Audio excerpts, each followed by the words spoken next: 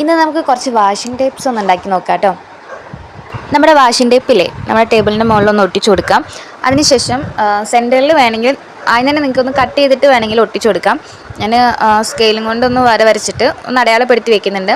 പിന്നെ നമുക്ക് ഇഷ്ടപ്പെട്ട പെയിൻറ്റ് ഏത് കളറാണോ ഏത് തീമാണെങ്കിലും എടുക്കാം. ഞാനിവിടെ ഗ്രീൻ തീമാണ് എടുത്തിരിക്കുന്നത്. ഞാൻ ഒരു സ്റ്റിക്കർ ചെയ്തിട്ടുണ്ടായിരുന്നു, അപ്പോൾ അത് ഞാൻ ലിങ്ക് ഇതിൽ കൊടുത്തേക്കാം കേട്ടോ.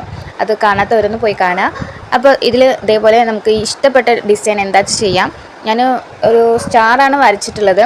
പിന്നെ ഒരു ചെടിയുടെ രൂപമാണ് ഞാൻ വേറെ വരച്ചിട്ടുള്ളത്. പിന്നെ നമ്മൾ മെയിനായിട്ട് കാണുന്ന ഒരു ലൈറ്റ് ഓറഞ്ച് തീമില്ലേ അതിൻ്റെ ഒരു കുത്തുകുത്ത് അങ്ങനെ കൊടുത്തിട്ടുള്ളൂ.